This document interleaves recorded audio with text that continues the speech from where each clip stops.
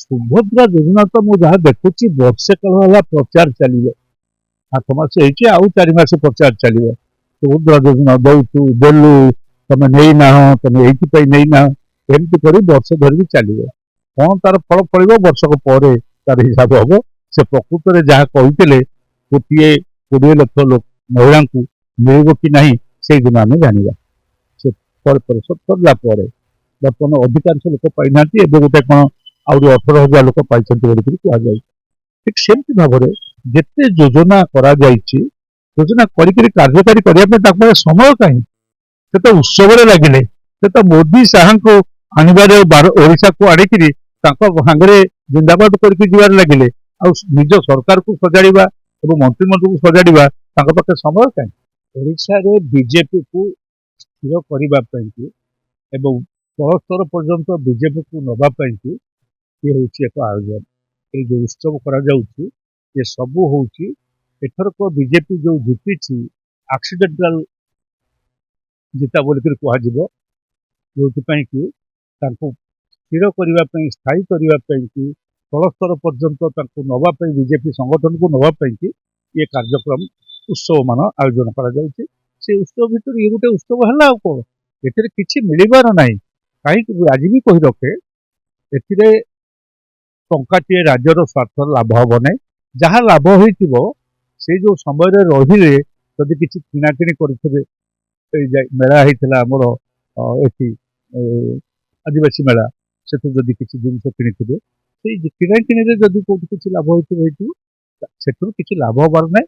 ତାଙ୍କୁ କୁହାଯାଇଛି ତମେ ଗ୍ଲୋବାଲ ଆମ୍ବାସାଡର, ବିଶ୍ୱର ତମେ ହୁଅ, ଆମ ପାଇଁ ଖାଲି ପ୍ରଚାର କର। ଆମର କ'ଣ କାମ ହବା ଦରକାର ନାହିଁ, ଆମର ଖାଲି ପ୍ରଚାର କର ଯେ ଆମେ ଏମିତି ଖୁସିରେ ଅଛୁ, ସୁଖରେ ଅଛୁ। ଏବଂ କ'ଣ ଗାଁରେ ଲୋକ ମଲେଣି। ଏଇ 11 ଦିନ ଭିତରେ 17 ଜଣ ଚାଷୀ ଆତ୍ମହତ୍ୟା କରିଛନ୍ତି ଏବଂ ହାର୍ଟ ଆଟାକରେ ମରିଛନ୍ତି। ତାଙ୍କ ଚାଷର କ୍ଷତି ଦେଖିକିରି ହାର୍ଟ ଆଟାକରେ ମରିଛନ୍ତି। ଏବଂ ଏହି ସମୟରେ ଲ ଆଣ୍ଡ ଅର୍ଡର ସିଚୁଏସନ୍ ବହୁତ ଖରାପ ହେଇଯାଇଛି। ଭୁବନେଶ୍ୱର ହଉ ବା କଟକ ହଉ, ଚୋରି ତସ୍କରୀ ବଢ଼ିଛି, ଟଙ୍କା ବି ଖାଉଛନ୍ତି। ମାନେ ବର୍ତ୍ତମାନ ଇଏ ହେଇଛି, ବିଭିନ୍ନ ପ୍ରକାର କରପସନର ଦୁର୍ନୀତିର ଧାରା ହେଇଛି।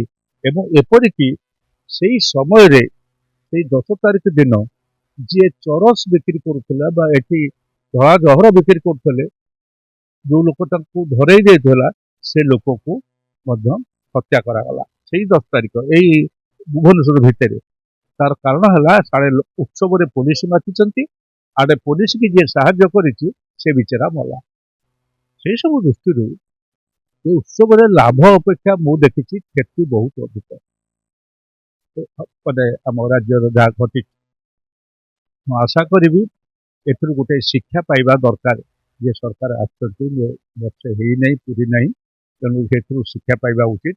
ଆଉ ଅଧିକ ଲୋକଙ୍କୁ ପ୍ରବଞ୍ଚନା ବା ପ୍ରତାରଣା ଭିତରକୁ ନେଇ ଭାରତ ଓଡ଼ିଶାର ସ୍ୱାର୍ଥକୁ ବ୍ୟାଘାତ କରିକିରି ଓଡ଼ିଶାର ପଇସା ବର୍ବାଦ କରିବା, କରଦାତାଙ୍କ ପଇସା ବର୍ବାଦ କରିବାରେ ସେମାନେ ରୁହନ୍ତୁ, ନିବୃତ୍ତ ରହିବେ ବୋଲି ମୁଁ ଆଶା କରୁ।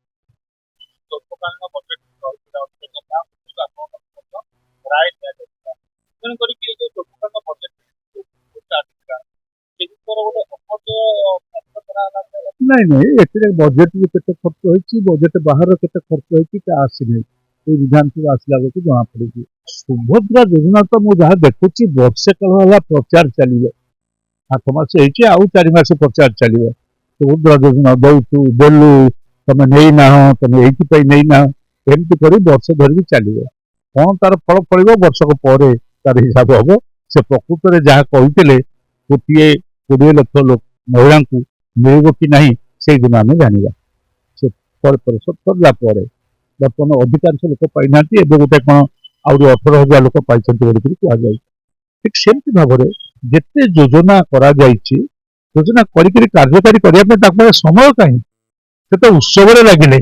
ସେ ତ ମୋଦି ଶାହାଙ୍କୁ ଆଣିବାରେ ଓଡ଼ିଶାକୁ ଆଣିକିରି ତାଙ୍କ ସାଙ୍ଗରେ ଜିନ୍ଦାବାଦ କରିକି ଯିବାରେ ଲାଗିଲେ।